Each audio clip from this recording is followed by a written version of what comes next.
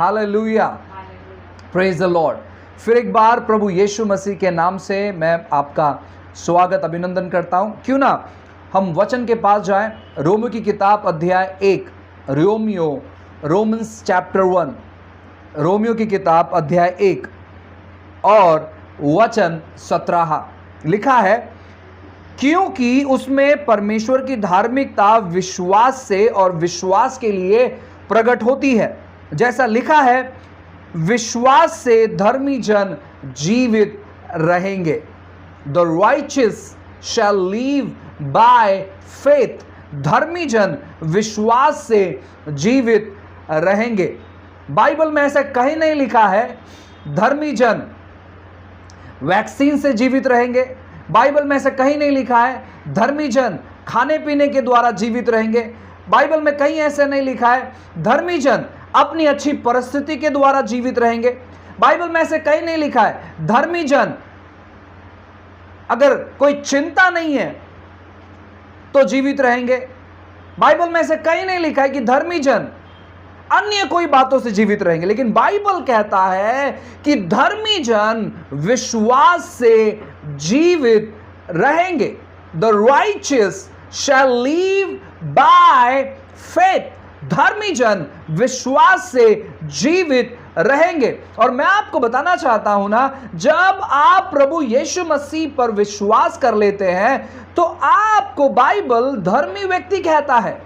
आप पापी व्यक्ति नहीं है, आप दुष्ट व्यक्ति नहीं है, परंतु आप धर्मी व्यक्ति है, ऐसा बाइबल कहता है। और बाइबल यह कहता है कि धर्मी जन विश्वास से जीवित रहेंगे।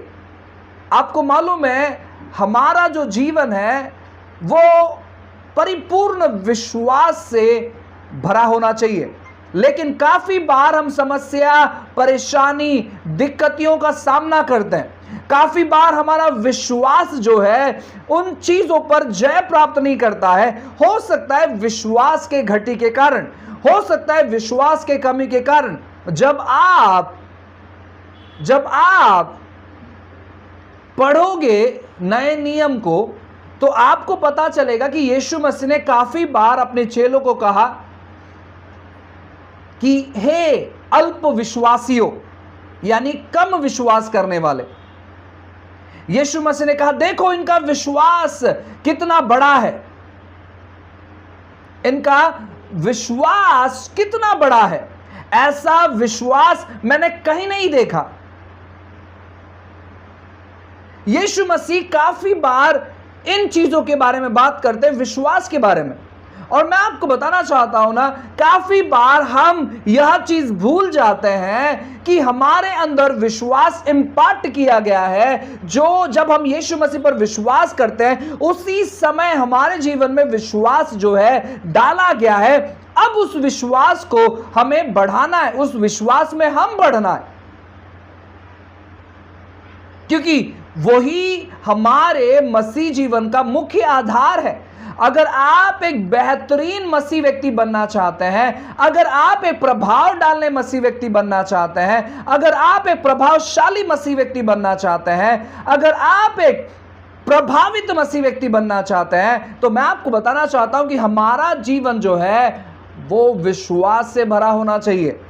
अब आप में से बहुत सारे लोग सोचेंगे कि पास्टर कि विश्वास क्या होता है, या अगर मैं आपसे किसी से पूछूं विश्वास क्या होता है तो कुछ लोग जवाब दे पाएंगे और कुछ लोग वो जानते कि विश्वास क्या है लेकिन वो उसको एक्सप्लेन नहीं कर सकते।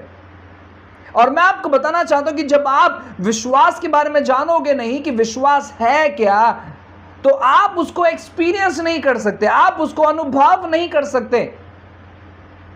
बाइबल कहता है इब्रानियों की किताब, मैं चाहता हूं कि आप लोग अपने बाइबल खोले, इब्रानियों की किताब अध्याय 11, हिब्रूज चैप्टर 11, इब्रानियों की किताब अध्याय 11 और वचन 1 मैं आपके लिए पढ़ता हूं, ध्यानपूर्वक सुने। लिखा है, अब विश्वास आशा की हुई वस्तुओं का निश्चय और अनदेखी वस्तुओं का प्रमाण है। अब विश्वास आशा की हुई वस्तुओं का निश्चय और अनदेखी वस्तुओं का प्रमाण है। अब जब हम इन चीजों को भी पढ़ते हैं तो काफी बार यह चीजें भी हमें समझ में नहीं आती कि अब विश्वास आशा की हुई वस्तुओं का निश्चय, अंधेर की वस्तुओं का प्रमाण है। इसका मतलब क्या है? जब मैं आज सुबह एम्पलीफाइड वर्जन को पढ़ रहा था तो उसमें बहुत अच्छे तौर पर लिखा है। अब जो लोग इंग्लिश जानते हैं वो एंजॉय करेंगे इन चीज़ों को, और जो लोग इंग्लिश नहीं जानते हैं, मैं चाहता हूं कि आप इन चीज़ों को समझने का प्रयास करो। मैं एक आसान तरीके से आपको समझाने का प्रयास करूंगा। इंग्लिश अनुवाद में ऐसे लिखा है एम्पलीफाइड वर्जन में, हिब्रूज चैप्टर 11 वर्स 1, इब्रानी किताब 11:1 में ऐसे लिखा है, now faith is the assurance, title confirmation, title deed confirmation. विश्वास क्या है? एक खातरी है, एक अश्योरेंस है। और फिर लिखा है ऑफ थिंग्स होप फॉर, जो चीजों को आपने आशा रखा है, उन चीजों को एक्सपीरियंस करने के लिए, अनुभव करने के लिए विश्वास एक प्रमाण के तौर पर है। फिर लिखा है डिवाइनली गारंटेड, अलौकिक तौर पर, यानी विश्वास जब हमारे हृदय में उभरता है तो वो अलौकिक तौर पर गारंटेड है, divinely guaranteed, and the evidence of the things not seen, जो चीजें हमने देखा नहीं है, जो चीजें हमारी आंख नहीं देख सकती है। फिर बाइबल कहता है the conviction of the reality, यानी हमारे मन में जो हकीकत है वो बातें हमारा मन जो है समझ पाता है या देख पाता है। फिर लिखा है faith comprehends to understand something completely as fact what cannot be experienced by physical senses। इसका मतलब है कि हमारी जो इंद्रियाएं हैं, ऐसे कहा जाता है कि हमारे पास 5 सेंसेस है, और ये सही भी है, 5 इंद्रियाएं। और 5 इंद्रियाओं में सबसे महत्वपूर्ण इंद्रियां क्या मालूम है क्या? हमारी आंखें, क्योंकि यही से हम सारे चीजों को देखते हैं, और जब यहां से सारे चीजों को देखते हैं तो वो चीजें जैसे हमें दिखाई देते हैं उसी के अनुसार हम विश्वास करने लगते हैं। और अगर आप विश्वासी हैं और अपने इंद्रियों के जरिए आप कार्य करते हैं तो निश्चय ही आप अपने जीवन में हार, परेशानी, समस्याएं, दुविधाएं और ऐसी सारी बातों का अनुभव करो। क्यों? क्योंकि आप अपने शारीरिक आंखों से जो चीज देखते हो उन्हीं चीजों को आप विश्वास करते हैं। लेकिन बाइबल ऐसे कहता है, जब आप इफिसियों की किताब पढ़ोगे, लिखा गया है, पौलुस प्रार्थना करता है कि मेरी यह प्रार्थना है कि तुम्हारी आत्मिक आंखें खुल जाए। विश्वास जो चीजें दिखाई नहीं देता है उन चीजों को विश्वास देखता है।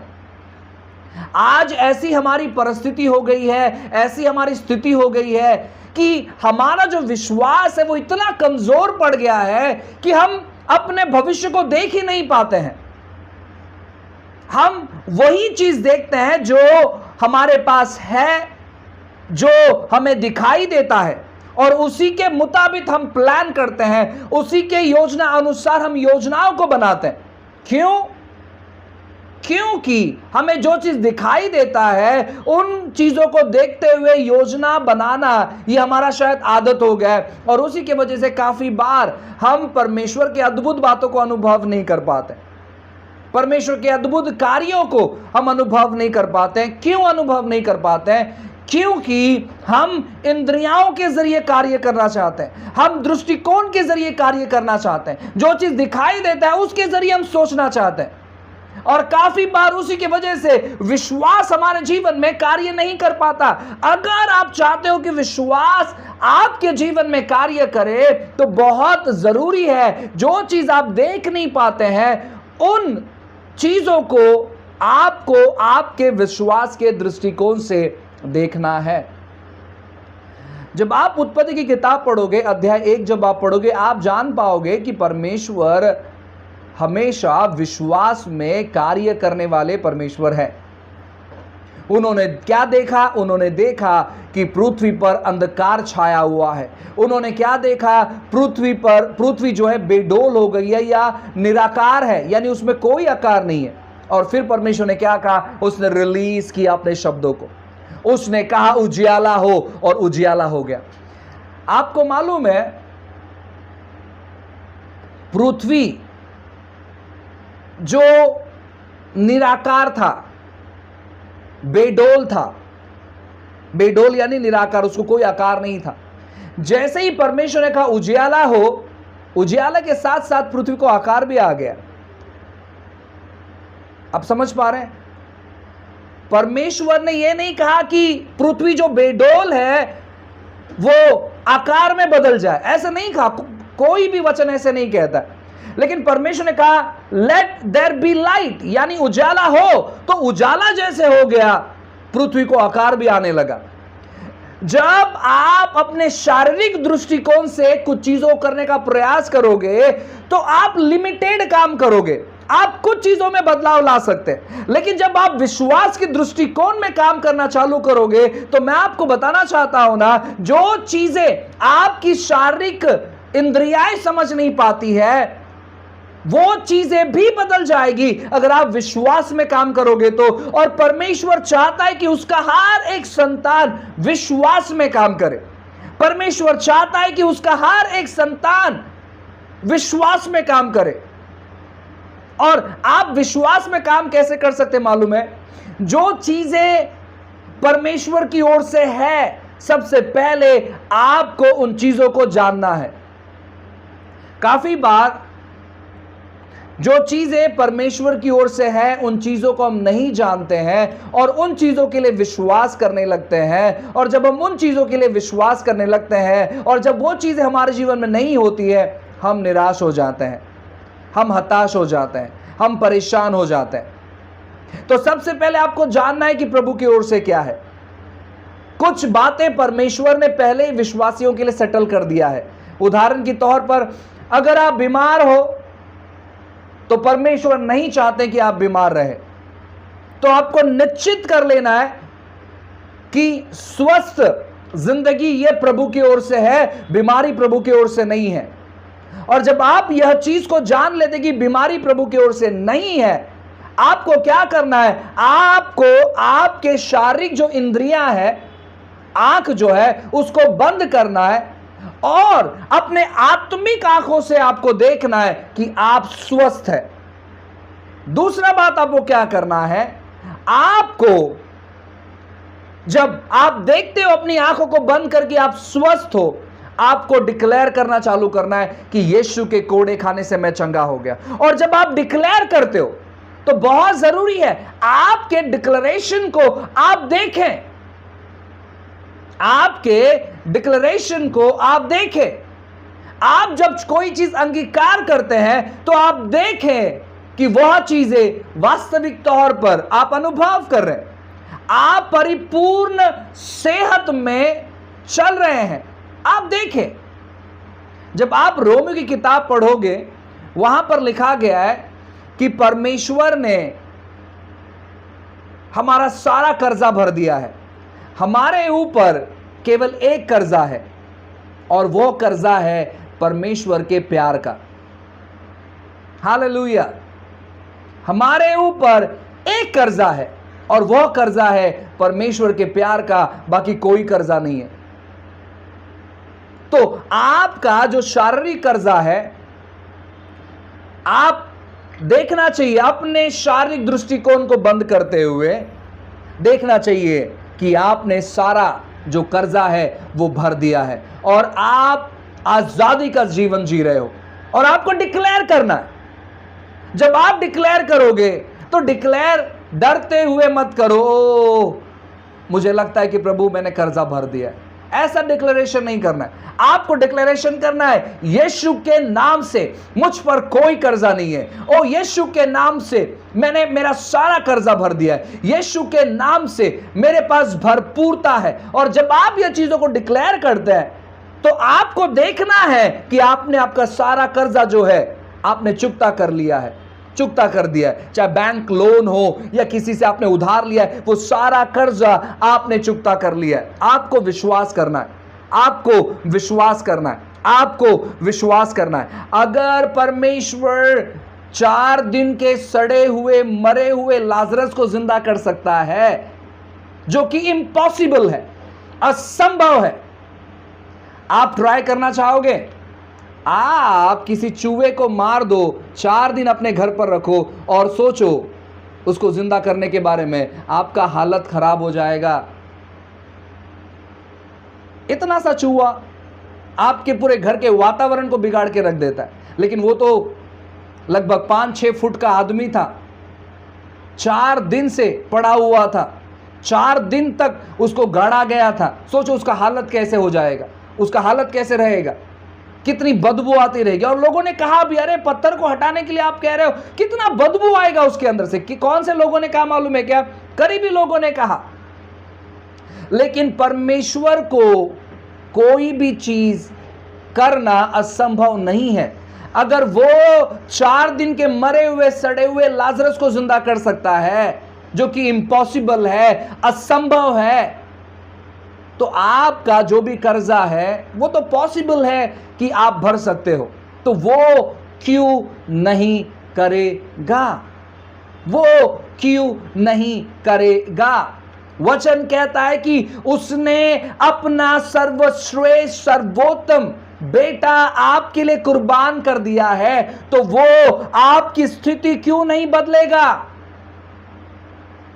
और जब आपको यह खातरी हो जाती है, मन में विश्वास हो जाता है कि परमेश्वर मेरी स्थिति को बदलेगा, तो आपको दृष्टिकोण से नहीं चलना है।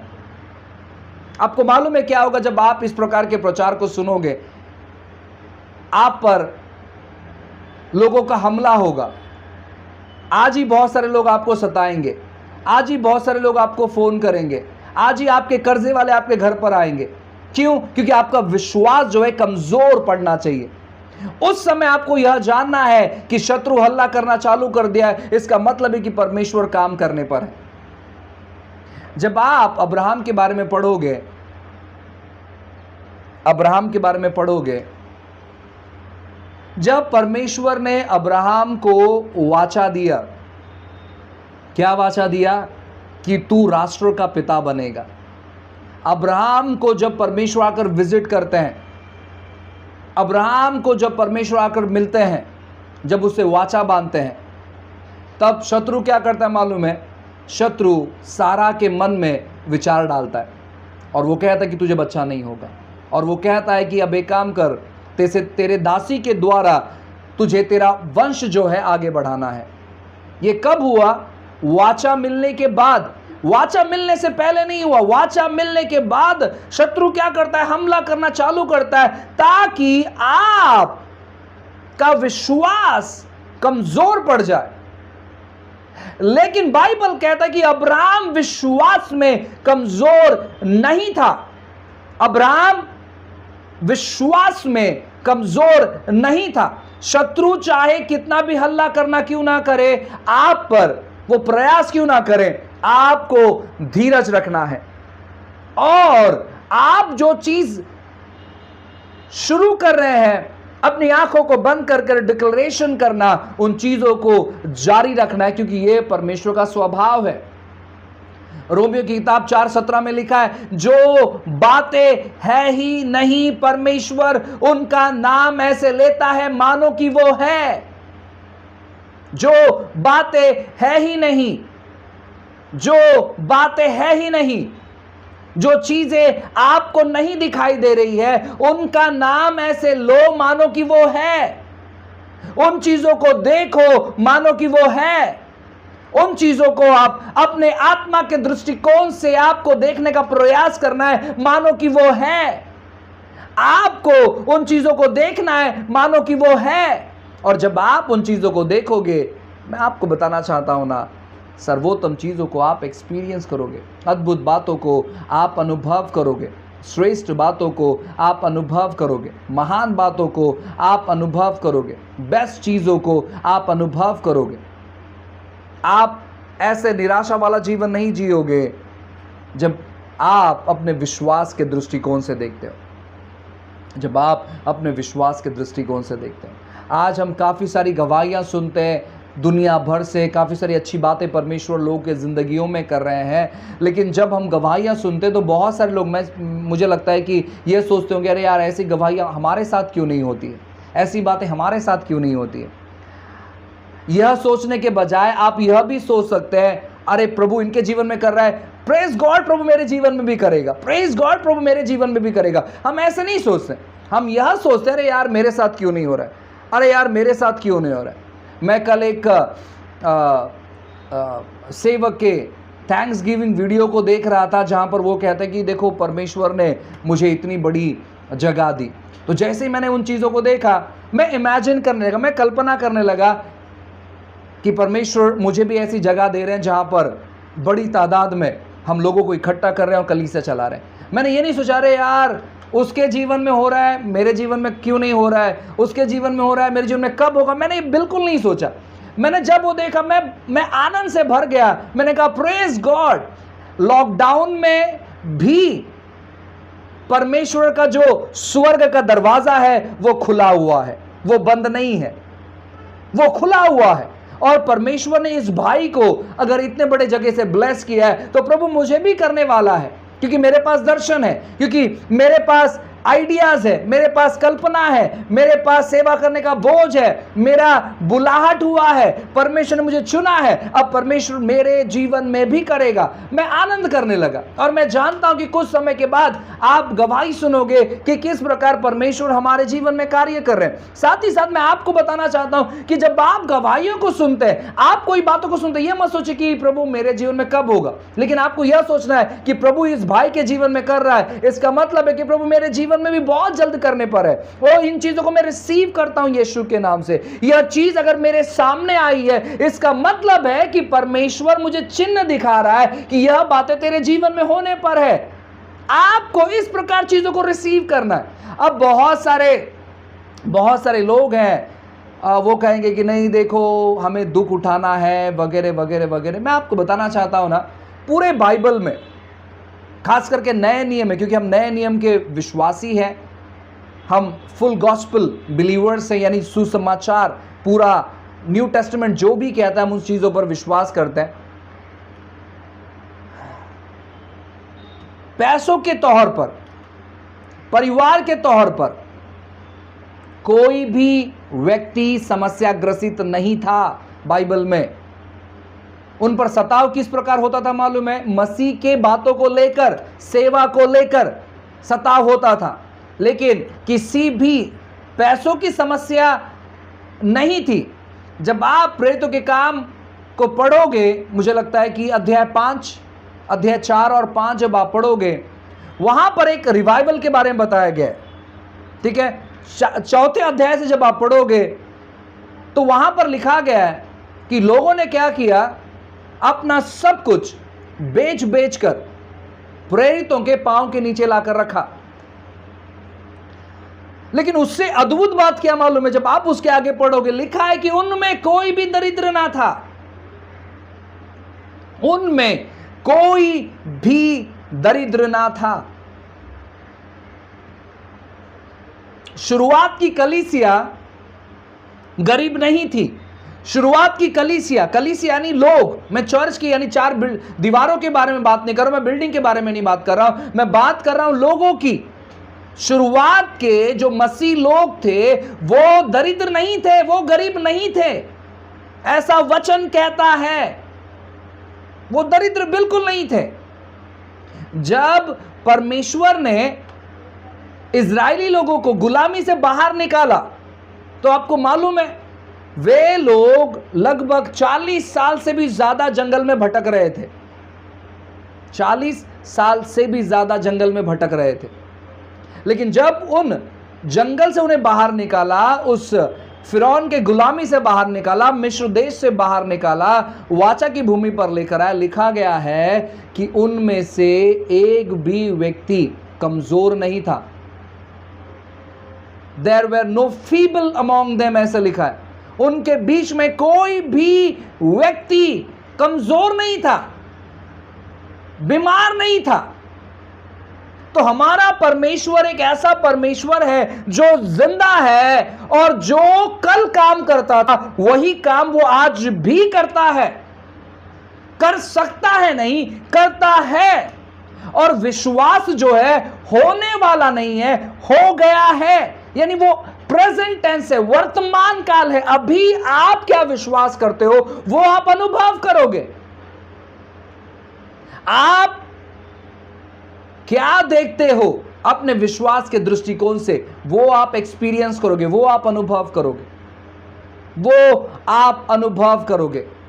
ये आप पर निर्भर है। और बाइबल कहता है कि धर्मी जन विश्वास से जीवित रहेगा। The righteous shall live by faith. धर्मी जन विश्वास से जीवित रहेगा। अपने विश्वास का भरपूर मात्रा में इस्तेमाल करो, भरपूर मात्रा में। जब आपको लगता है कि यह चीज इम्पॉसिबल है, उन चीजों को विश्वास में लेकर आ जाओ और कहना चालू करो, मैं जानता हूं कि जो परमेश्वर पर मैं विश्वास करता हूं, जो परमेश्वर मेरे अंदर रहते हैं, उनके द्वारा मैं यह चीज कर सकता हूं, उनके द्वारा यह चीज मैं एक्सपीरियंस करूंगा, उनके द्वारा मैं अपने जीवन के हर एक संकटों से बाहर आने पर हूं और उन्होंने मुझे बाहर निकाला है। धन्यवाद परमेश्वर। आपको डिक्लेरेशन करना चालू करना चाहिए, आपको बोलना चालू करना चाहिए, क्योंकि आपके शब्द आपकी वर्तमान की स्थिति को पूरी तौर पर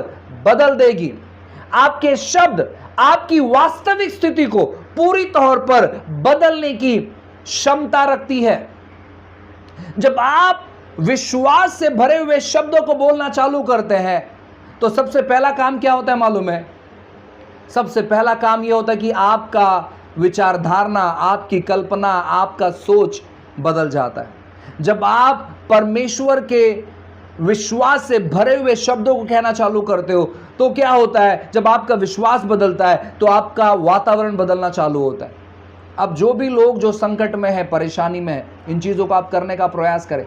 हालांकि आपका मन कहेगा कुछ भी बदलाव नहीं होने पर है, कुछ भी परिवर्तन नहीं होने पर है, इतना सारे समय से हम विश्वास करें, इतने सारे समय से हम यीशु पर विश्वास कर रहे हैं, हमने बहुत सारा प्रचार सुना वगैरह वगैरह वगैरह, बहुत सारी बातें आपके माइंड में, आपके मन में आती होगी। लेकिन उन चीज़ों को साइड में हटाकर जब आप बोलना चालू करोगे, आप देखोगे कि आपका जो वातावरण है, आपके घर का, आपके कामकाज का, आपके माइंड सेट का वातावरण टोटली चेंज हो रहा है।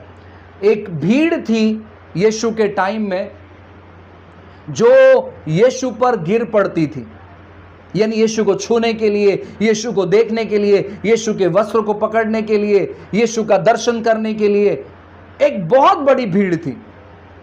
और उन भीड़ के बीच में एक महिला थी और वो महिला क्या कहती थी मालूम है? अगर मैं यीशु के वस्त्र को छू लूंगी तो मैं चंगी हो जाऊंगी। और वो महिला कब कह रही थी मालूम है? यीशु मसीह से मुलाकात करने से पहले ही वो महिला अपने मन में कहती थी, अगर मैं यीशु के वस्त्र को छू लूंगी तो मैं चंगी हो जाऊंगी। एक दिन ऐसा आया जहां पर भीड़ लग गई यीशु को देखने के लिए। वो महिला बहुत सारी संकट, परेशानी, दुविधाओं से गुजरते हुए यीशु मसीह के आंचल को आकर छू लेती है और वो चंगी हो जाती है। और यीशु महसूस करता है कि मुझ में से सामर्थ्य निकला है, मुझ में से सामर्थ्य निकला है। चेलों को पूछते किसने मुझे छुआ? चेले कहते क्या हो गया प्रभु जी, इतनी बड़ी भीड़ आप पर गिर पड़ती है, इतने हजारों के हजार लोग आपको स्पर्श करके जा रहे हैं और आप ये बेहुदा सवाल कैसे कर रहे हो कि किसने मुझे छुआ? वो बोलते हैं कि नहीं, किसी ने तो, ये विशेष स्पर्श है कि किसने तो मुझे विशेष तौर पर छुआ है, क्योंकि मेरे अंदर से सामर्थ्य जो है उस व्यक्ति के अंदर प्रवेश किए हैं। किसी ने तो मुझे छुआ है, किसी ने तो। अब सोचकर देखिए ना, इतनी सारी भीड़ यीशु को छू रही थी, लेकिन एक व्यक्ति ने वो चमत्कार अपने जिंदगी में हासिल कर लिया। क्यों?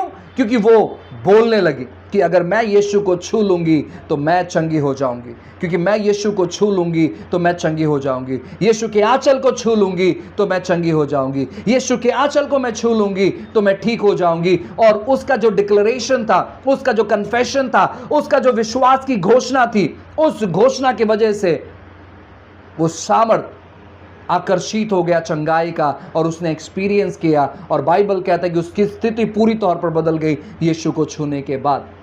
आज बहुत सारे लोग हैं जो अपने अंगीकारों में बहुत कमज़ोर पड़ चुके हैं। क्यों कमज़ोर पड़ चुके हैं? क्योंकि वो विश्वास कर नहीं पा रहे हैं। उनका विश्वास कमज़ोर पड़ चुका है, और उसी के वजह से उनका विश्वास जब कमज़ोर पड़ चुका है तो वो बोल नहीं पा रहे। आपको कैसे मालूम पड़ेगा कि आपका विश्वास मजबूत है? आप जो चीज़ दिखाई नहीं दे रही है उन चीज़ों को आप बोलने लगोगे, उससे मालूम पड़ेगा कि आपका विश्वास कमज़ोर नहीं है, आपका विश्वास ठोस है, आपका विश्वास बढ़ते चले जा रहा है। आपके पास व्यवसाय नहीं है, आप बार बार ये कह रहे हो, अरे पास्टर जी कोई काम धंधा नहीं है, कोई बिजनेस नहीं चल रहा है ठीक ठाक, पैसा नहीं आ रहा है, बहुत सारी परेशानी है, बहुत सारी दुविधा है। हाँ, आप अपनी परेशानी प्रार्थना के लिए आप बोल सकते हैं, वो बात अलग है। लेकिन क्या यही बात आप अपने आप से भी बार बार बोलते हो? कुछ नहीं हो रहा है, कुछ नहीं हो रहा है, कुछ नहीं हो रहा है, कुछ नहीं हो रहा है। अगर आप ये चीजें बार बार अपने आप से बोलते हो तो आपका विश्वास जो कार्य करने पर होता है वो कमजोर पड़ जाता है और वो कार्य नहीं कर पाता। लेकिन जब आप डिक्लेरेशन करना चालू करते हो तो आप परमेश्वर के कार्यों को अपने जीवन में एक्सपीरियंस करते हो, आप परमेश्वर के कार्यों को अपने जीवन में अनुभव करते हैं, और वो विश्वास जो है आपके जीवन में कार्य करने लगता है। इसलिए आज के लिए आपका यह होमवर्क रहेगा कि आप जो चीज़ परमेश्वर ने आपको दिया है उन चीज़ों के बारे में योजना करो और आपको डिक्लेयर करना चालू करना चाहिए। परमेश्वर नहीं चाहता है कि आप पारिवारिक समस्या में रहें, परमेश्वर नहीं चाहता है कि आप पैसों की समस्या में रहें, परमेश्वर नहीं चाहता है कि आप कर्जे में रहें, परमेश्वर नहीं चाहता है कि आप बीमारी में रहें, परमेश्वर नहीं चाहता है कि आप कमज़ोर रहें। और जब परमेश्वर नहीं चाहता है और जब आप इन चीज़ों को एक्सपीरियंस करते हो, आपको क्या करना है? आपको डिक्लेयर करना चालू करना है, यीशु के नाम से मेरे ऊपर कोई कर्जा नहीं है, मैंने मेरा सारा कर्जा भर दिया। यीशु के नाम से मैं बीमार नहीं हूँ, मेरी सारी बीमारी चली गई है। यीशु के नाम से मैं परेशान नहीं हूँ, लेकिन परमेश्वर की परिपूर्ण शांति मेरे अंदर राज्य करती है। यीशु के नाम से आपको डिक्लेरेशन करना चालू करना चाहिए, आप घोषणा करना चालू करना चाहिए। अब आप अगर पब्लिकली बाहर निकलते हो तो आपको यह मालूम है कि मास्क लगाना जो है कंपलसरी है, मास्क लगाना कंपलसरी है पब्लिक प्लेस में, तो आप उसका इस्तेमाल क्यों नहीं करते? अच्छा, आप अगर मास्क लगाए हैं तो मन ही मन में बोलना चालू करें ना, यीशु के नाम से आज मेरे चमत्कार का दिन है, यीशु के नाम से आज मैं कई लोगों के लिए आशीष का कारण ठहरने पर हूं, आज परमेश्वर मेरे जीवन में कुछ अद्भुत काम करने पर है। आप मास्क लगा कर ये बोल सकते हैं, आप अपने आप से बात कर सकते हैं, आप अपने आप से बात कर सकते हैं। आप विश्वास रखें, जो भी आप कह रहे हो वो मानो। एक ऐसा माहौल आपके लिए आप तैयार कर रहे हो जिस माहौल में सारे अलौकिक बातें रहते हैं। यीशु मसीह के जब जीवन कथा को आप पढ़ोगे, आप अद्भुत चीज़ों को आप एक्सपीरियंस कर सकते हैं, आप अद्भुत चीज़ों को आप अनुभव कर सकते हैं। तो जो चीज़ें आज आपने सुना है उन चीज़ों को अपने जीवन में लागू करना चालू करें और आप अद्भुत गवाही के साथ मिलने पर हो। हालेलुया। आइए अपनी आंखों को बंद करें, प्रार्थना करते हैं। अनुग्रहकारी पिता, फिर एक बार यीशु के नाम से हम आपके पास आते हैं प्रभु जी, आपके महान और अद्भुत सिंहासन तले प्रभु जी। जितने भी लोग आज हमारे साथ जुड़े हुए हैं प्रभु जी, उन सभी लोगों को आपकी कृपा के सिंहासन तले लेकर आते हैं। प्रार्थना करते प्रभु यीशु के नाम से उनका विश्वास आपकी ओर देखने से बढ़े, ऐसे हम प्रार्थना करते हैं। उन्हें मदद कर, सहायता कर, जो बातें आपने रखी है प्रभु उन बातों को एक्सपीरियंस करने के लिए।